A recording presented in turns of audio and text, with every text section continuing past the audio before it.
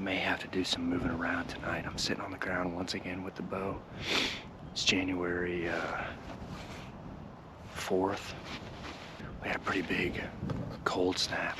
I mean, it's not cold, especially by January standards, or my standards for that matter. It's like 35, but yesterday it was 65. So we had a 30-degree drop in temperature. A buddy of ours owns a property that's basically all ag. Jonathan was actually on the phone with him last night. He gave us permission to come back here and try to hunt a little bit before the end of season. Jonathan told him, you know, the end of season is not this upcoming weekend, but next weekend. And he told him I still have a buck tag left. He's got doe tags. I still have doe tags also.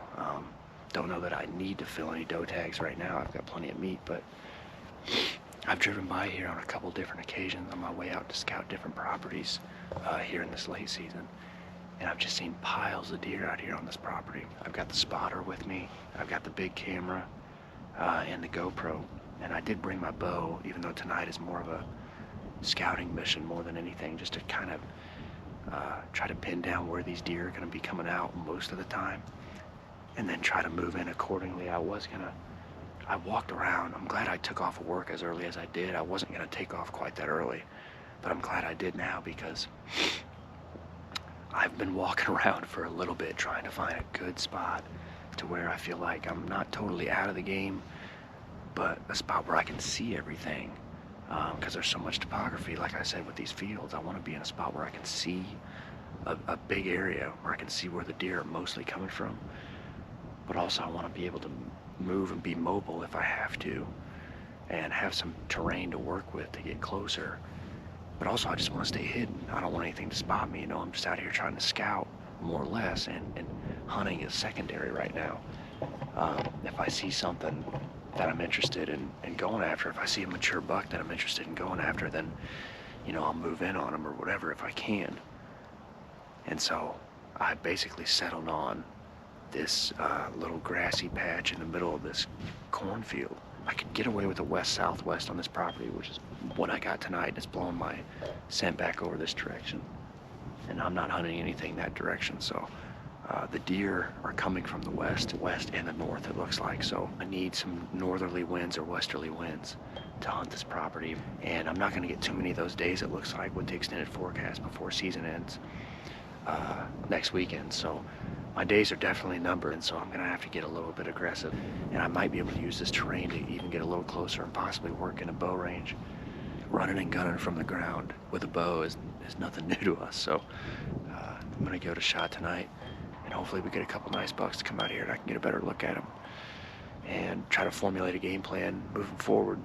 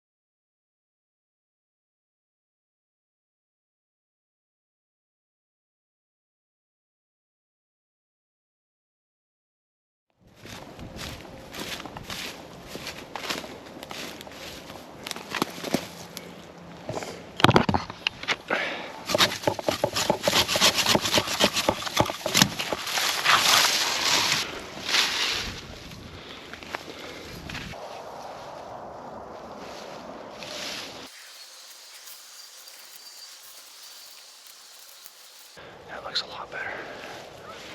Probably should have cut a little bit more for over here, but I'll be sitting back on this side more.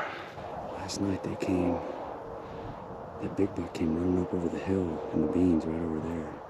Stayed behind this hill, and he worked right down, literally right here. That doesn't mean they're gonna do the same thing tonight. And he walked right down this edge, and then cut in this little slough, went down there right by that brush pile. So I mean, if he comes right here again, it's lights out. That's a probably 25-yard shot, maybe. Hopefully he does something similar. And if not him, a different big buck will come work right down here. I'm gonna get settled in here. I'm getting super aggressive. You know, my days are limited here for the end of season. I'm running out of time quick. I moved in here, I cut a few branches off of a cedar tree back behind me to put in this woven wire fence. And this gate right here to kind of break up my backdrop. But also I cut a small cedar tree on my way in that was growing up in their fence line. And I'm using that as kind of a brush blind in front of me. And I actually wish I would have cut another small one, really. The only thing that stinks about sitting right here, and the reason why I didn't sit here last night ultimately, was because when I got down here, I realized I couldn't see basically the whole west side of the property. And I wanted to be able to see everything last night because it was more of a scouting mission. It turned out to be one hell of a fun hunt, but I wanted to just be able to see a lot last night and kind of get a feel for where they were coming out. And that's why I ultimately decided not to sit here, because I couldn't see the west side of the property. And for seeing deer, it ended up being the right decision, because most of the deer did come from the west side of the property. I mean, they were just piling out from over there and from these beans and coming into this cut cornfield. There's just corn everywhere. I counted, you know, it got to where it was over 30 and I lost count. That came from just from over there. And most of them were bucks, surprisingly, it seemed like, or at least half of them. But nothing over probably 2 years old. I mean, a lot of 2-year-olds and a lot of little 1-year-old spikes and forkies. But then at the end of the night there, I looked over to my right and I saw this big buck come running up over this hill here and came right here, literally 25 yards on the dot to the edge of this cut corn. It's January 5th, so time's running out. Season goes out January 15th, and I can only hunt a handful of days from now until then, especially with the wacky wind directions that we're going to be having coming up. Tonight, the conditions are almost identical to last night.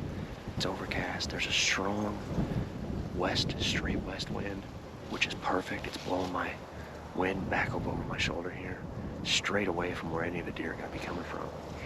Oh, there's a deer right here.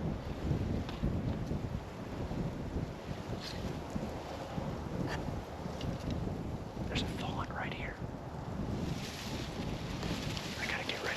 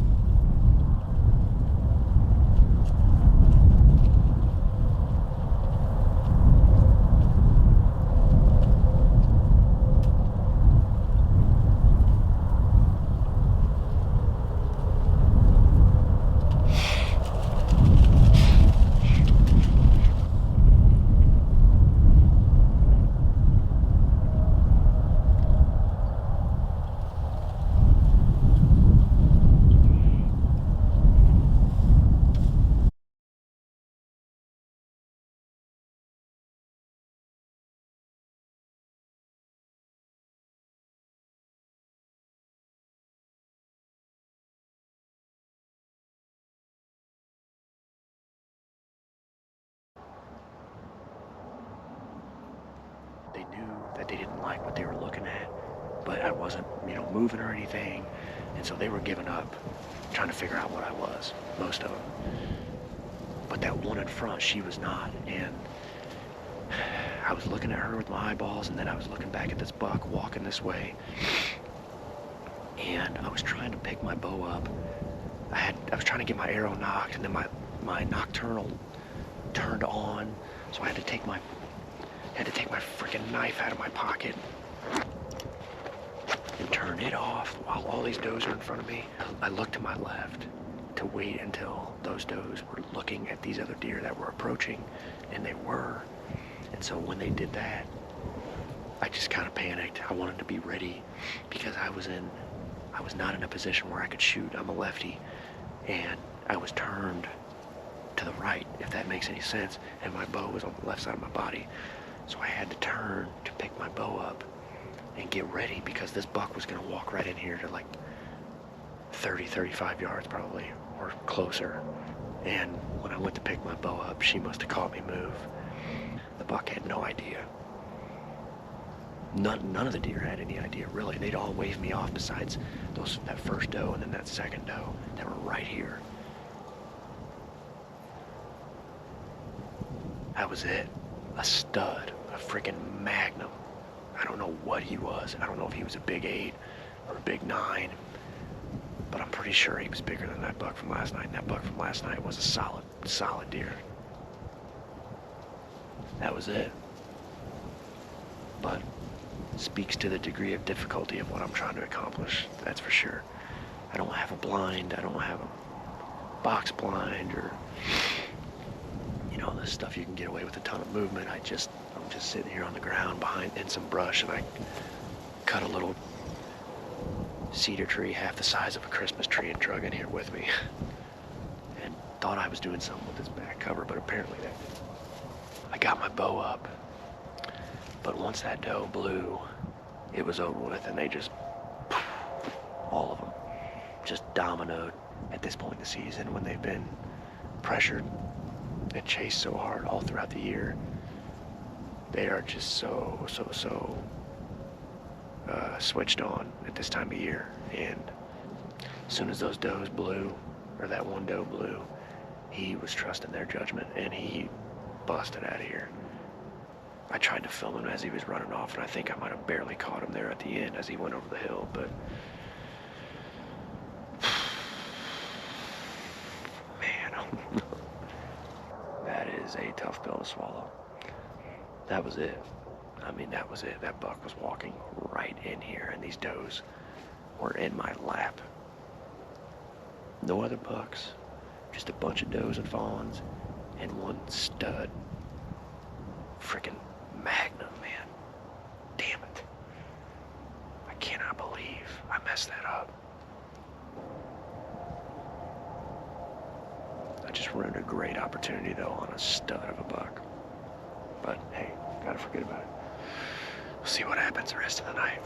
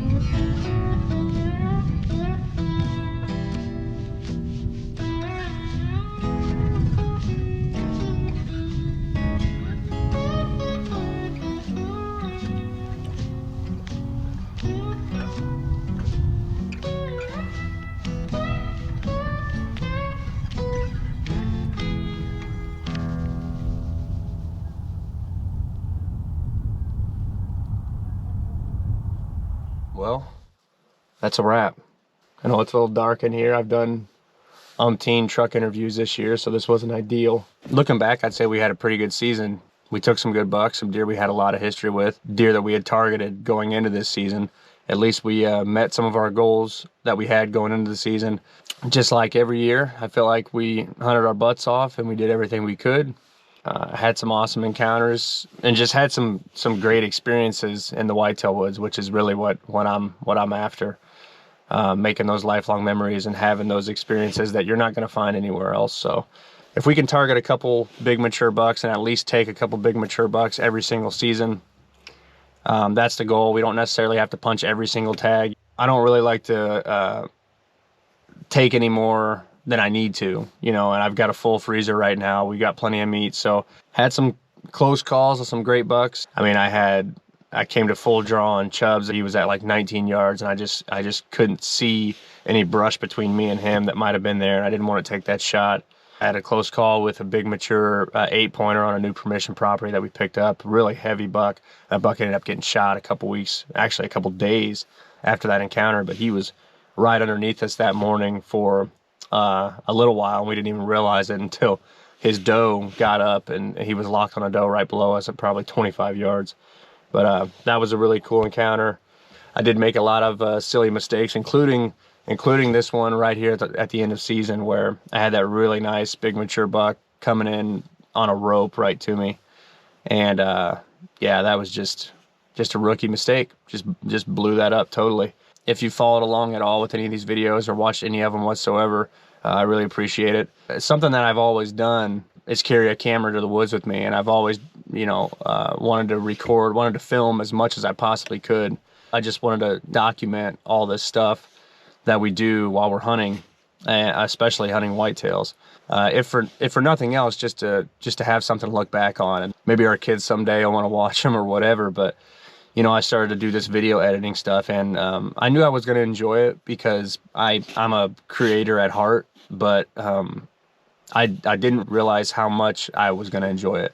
And I've just had a blast creating these videos, and it's really neat to go back at all this footage and not just sit down at one time of the year and go, hey, let's watch the footage from last year, but to go back and pick apart everything and look at all these different encounters that we had and relive those, and some of the silly mistakes and some of the funny moments where we're cutting up in the tree stand or whatever, just having a good time. Some of the stuff that doesn't actually make the final videos that I put out. It's been really fun for me. As always, the season ends tonight, But the work and the prep for next season starts tomorrow, starts the day after season. Whitetails, literally 365. It's what I do. Hunting in general, especially bow hunting, but to get totally engulfed in the chase of big mature whitetail bucks, it's what I live for. I mean, I absolutely love it. It's not a hobby for me. It's a lifestyle. It's something that I live and breathe for sure. Family first and whitetails right after that. So already looking forward to what kind of bucks we're going to have around to chase in this upcoming season. Hopefully pick up some new pieces of permission and start to learn about some other mature bucks and start chasing them around, and ready to start the work and prep for next season and start finding some sheds here before too long. So that's a wrap. Thanks for watching.